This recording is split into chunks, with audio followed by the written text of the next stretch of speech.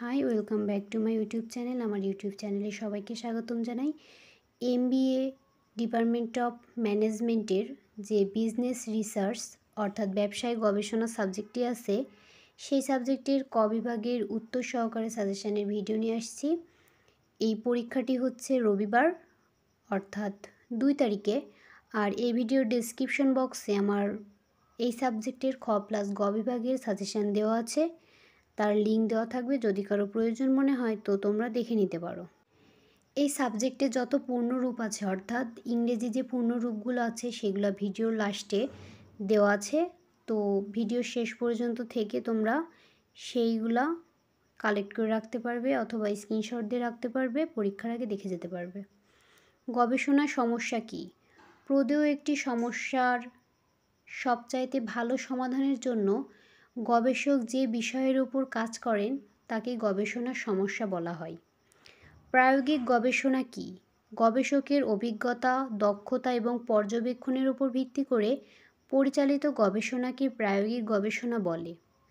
চলক বলতে কী বোঝো? গবেষণার সময় পর্যবেক্ষিত যে সকল রাশি বিভিন্ন মান পরিগ্রহ করে তাকে চলক বলে। ডকুমেন্ট স্টাডি কী? গবেষণার কাজে ব্যবহৃত বিভিন্ন তথ্য উপাত্তের উৎস এবং নির্ভরযোগ্যতা সম্পর্কে নিশ্চিত করার প্রয়োজনে বিভিন্ন প্রমাণ অধ্যয়নকে ডকুমেন্ট স্টাডি বলে। পর্যবেক্ষণ পদ্ধতি কী? বিজ্ঞানসম্মত উপায়ে প্রাথমিক তথ্য সংগ্রহের একটি নিয়মতান্ত্রিক প্রক্রিয়াকে পর্যবেক্ষণ বলে। পাইলট জরিপ কী? কোনো জরিপ কার্য ব্যাপক পরিপূর্ণ করার আগে স্বল্প পরিসরে যে জরিপ কার্য চালানো হয় তাকে পাইলট জরিপ বলে। টি যাচাই কী?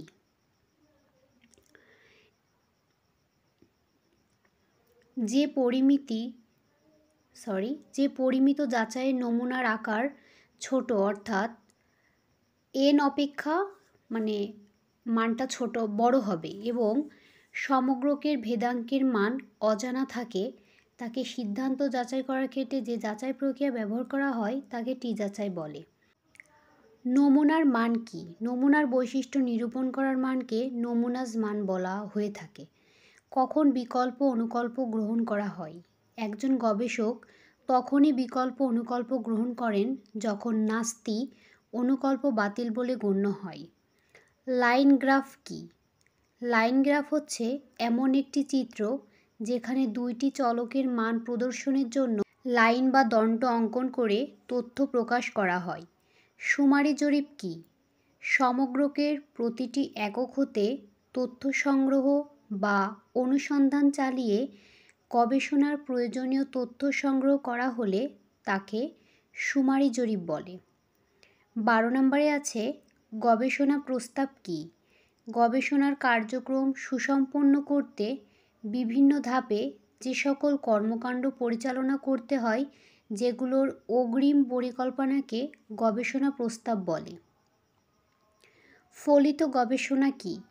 কোনো বাস্তব সমস্যার সমাধানে বা গবেষণালব্ধ জ্ঞানকে বাস্তব প্রয়োজনে প্রয়োগ করার লক্ষ্যে পরিচালিত গবেষণাকেই ফলিত গবেষণা বলে। উপাত্তের কোডিং কী?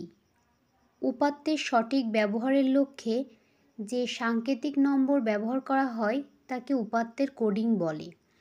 গবেষণা প্রতিবেদন কী? গবেষণা প্রতিবেদনে আছে গবেষণা শেষে গবেষণার ফলাফল মূল্যায়নের সহায়ক উপাদানই হল গবেষণা প্রতিবেদন। 16 নম্বরে আছে জরিপ কী?